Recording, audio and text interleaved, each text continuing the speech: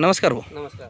आपण ऊसासाठी खत घेतलं आहे आपल्याकडून हो. Basal dose. तर त्या ऊसाचं खत वापरलं तुम्ही, त्याचा रिझल्ट कसा भेटला तुम्ही आम्हाला सांगा एकदा, तुमचं नाव सांगून. माझं नाव गणेश सकारे दांडके, कांगोनी, तालुका वैजापूर. तर यांचं खत घेतलेलं आहे.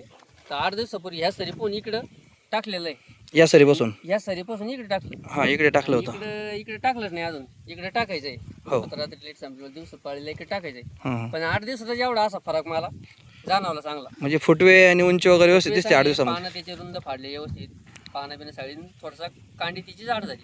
Okay okay. म्हणजे मध्ये जो स्टम निघतो त्याचा तो व्यवस्थित निघू लागला. जो पोंगळी निघली ती थोडी जाड होऊ राहिली. हां हां याची थोडीशी आता इकडे दाखवलं तर बारीकच पोंगळी. हां, या दोन्ही सऱ्यामध्ये फरक लगेच जाणवतो फरक येतो. आहे असा आहे. या सरीपेक्षा ते तिसरी सरीत अजून जास्त दिसतो. आता हे थोडंसं वल्ल होऊन. हो हो. आता हा ऊस याला 15 दिवस झालेले आहे टाकून. या एकरभर हा प्लॉट आहे इथं.